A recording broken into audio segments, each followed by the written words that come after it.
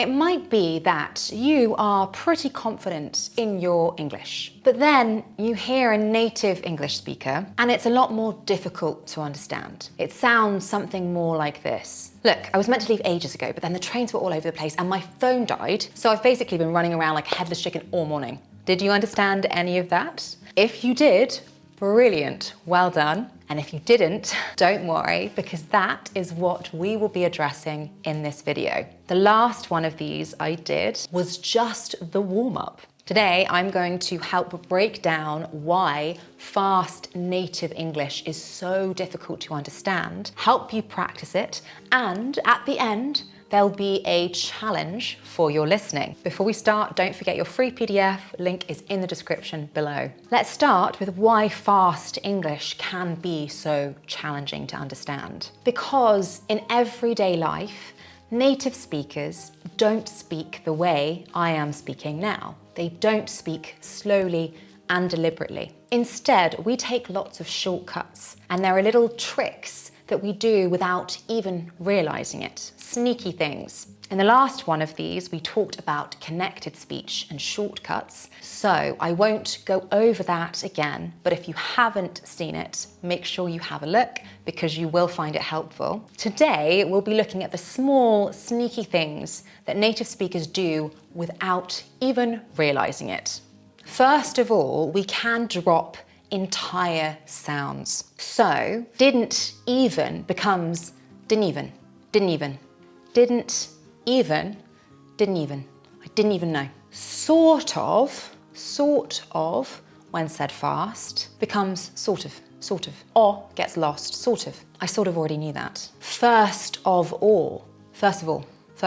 As I said, when we are speaking quickly, we prioritize efficiency, getting our words out. And that means entire sounds are dropped, and that is what can be very challenging if English isn't your mother tongue. Another thing to be aware of is that we speed up the irrelevant words. English is what we call a stress-timed language. So we put the stress on the important words of the sentence, but then we tend to blur the rest of the sentence. Let's take this example. I was meant to leave ages ago. I was meant to leave ages ago. This is how someone might say it at native speed. I was meant to leave ages ago. I was meant to leave ages ago. The meant and the A gets stressed, but everything else gets weakened. I was meant to leave ages ago. I was meant to leave ages ago. And here is another thing you might not realise. We do this even more when we are being polite or indirect. Let's take this example. I was wondering if you have had the chance to look at that thing I sent over. The native version. I was wondering if you've had a chance to look at that thing I sent over. I was wondering gets all blurred, and to look becomes to look. To look at that thing I sent over. To look at that thing I sent over. That means 15 or so words are crammed into a few seconds. And so, yes, of course, again, if English isn't your mother tongue, that is difficult to understand when you first hear it. But the more you are exposed to it, the easier it will become to understand. One of the things that helps are these little tricks. Knowing where we drop sounds, knowing where we put the stress, where we have words drop and blend, for example. Something that is relevant to this is linking. So knowing about the way native speakers link their words is also very important. Make sure you have a look at this video too. Now, are you ready for a bit of practice? Don't be disheartened if you don't understand every word. Just try and pick up the gist, the general overall meaning. Are you ready? Let's go. Yeah, we were going to meet at the station, but she messaged saying she was running late, so I just grabbed a coffee while I waited. Yeah, we were going to meet at the station, but she messaged saying she was running late, so I just grabbed a coffee while I waited. How much of that did you understand? I'll say it again, more slowly this time. Yeah, we were gonna meet at the station, but she messaged saying she was running late, so I just grabbed a coffee while I waited. We were going to gets condensed into we were gonna, especially in fast, casual spoken English. We were going to we were gonna. Very fast, messaged saying becomes mesh saying. She messaged saying, while I waited. So I grabbed a coffee while I waited. Yeah, we were gonna meet at the station, but she messaged saying she was running late, so I just grabbed a coffee while I waited. It is unusual to pronounce every single syllable. Now for a longer challenge. I am going to recreate a scene where two colleagues are discussing something at work. Your job is to pick up as much of it as you can. So this demonstrates two native speakers having a conversation at natural speed and using the sort of casual, everyday language that is very common in the UK. Put your headphones in, concentrate. If you don't pick up everything, that's okay. Try instead to listen for the overall meaning, not just the individual words, the general meaning of the conversation. If you have captions on right now, switch them off. This is just for your listening. We will watch again with subtitles. First listening though, no captions, no subtitles. Are you ready? Let's go. All right. Survived the meeting then? Oh, just about. 2 hours of pure waffle. I genuinely thought I was going to lose the will to live. Oh, was it the budget one? Yeah, I swerved that one. Said I had a client call. Bit cheeky, I know. Lucky you. We went around in circles for literally an hour about font sizes.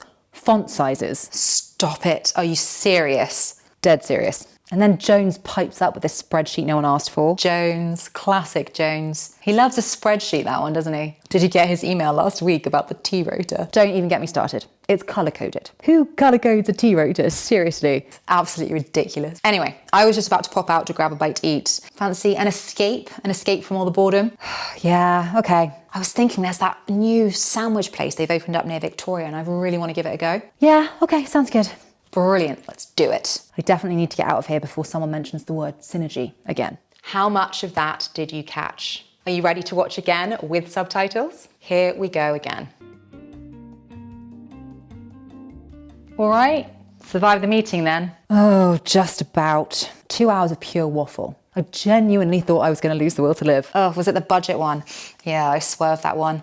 Said I had a client call. Bit cheeky, I know. Lucky you. We went around in circles for literally an hour about font sizes. Font sizes. Stop it. Are you serious? Dead serious. And then Jones pipes up with this spreadsheet no one asked for. Jones, classic Jones. He loves a spreadsheet, that one, doesn't he? Did you get his email last week about the T-rotor? Don't even get me started. It's colour-coded. Who colour-codes a T-rotor? Seriously. Absolutely ridiculous. Anyway, I was just about to pop out to grab a bite to eat. Fancy an escape from all the boredom? Yeah, okay. I was thinking there's that new sandwich place they've opened up near Victoria and I really want to give it a go. Yeah, okay, sounds good. Brilliant, let's do it. I definitely need to get out of here before someone mentions the word synergy again. Well, how did you do? Let me know in the comments. Let's break down some of the phrases that might be less familiar to you. Pure waffle equals total nonsense. I swerved that means I deliberately avoided it. Informal. We use the phrase, I lost the will to live or to lose the will to live. It's obviously an exaggeration, but it is expressing complete boredom. If you say I lost the will to live, you are saying I was very, very bored. To pipe up means to suddenly speak or contribute something. Often it has a negative connotation. If someone pipes up with something, it means they might be contributing something unwelcome. Not always, but often. Don't even get me started means I have strong feelings about this. Obviously, in the workplace, depending on who you're talking to, English tends to be a bit more formal. This is the sort of conversation you would have between two friends who work together. So two colleagues who are also friends. Moaning about meetings, avoiding boring tasks, bonding over their shared irritation, thinking about, oh, where can I escape for lunch? This is peak British office culture. Okay, and for the last challenge, I am going to give you 3 native speed sentences, each one faster than the one before. Write down exactly what you hear or type it. Type it in the comments below. Let's start with a warm-up sentence. I ended up staying in last night because I couldn't be bothered to go back out in the rain. Now, getting a little bit faster. You should have seen the queue this morning. It went right around the corner. And now, maximum difficulty, very fast. I was gonna nip to Sainsbury's, but it's absolutely heaving, so I'll just pop to the corner shop instead. How many of those did you understand?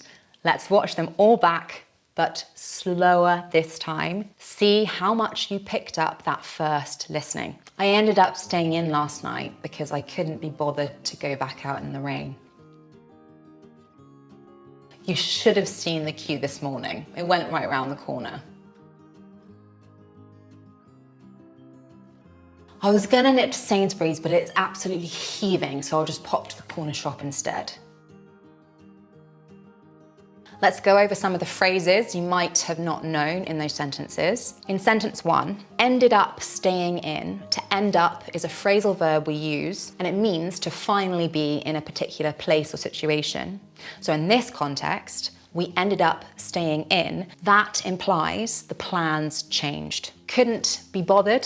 That means I had no motivation to do something. Should have become should've, or even shoulda in very fast speech. And in the last sentence, nip to means quickly go to. Absolutely heaving means something is very crowded.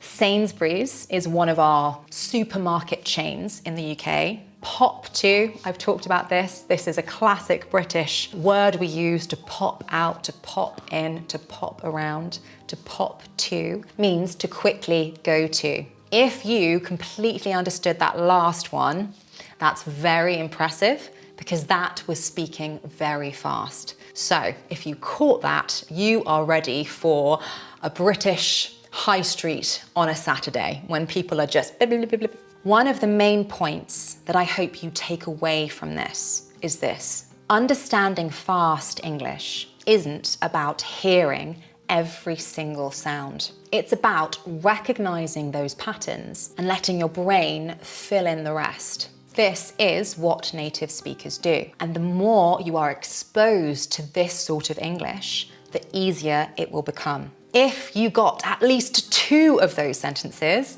let me know in the comments because that is absolutely brilliant. And if you want a part 3 to this fast spoken English challenge, again, let me know. Please like and subscribe. Also, don't forget your free PDF. These other videos might be useful too if you want to focus on fast English and natural fluency. Well done. You've done brilliantly. Keep going. You have got this. I believe in you. Bye.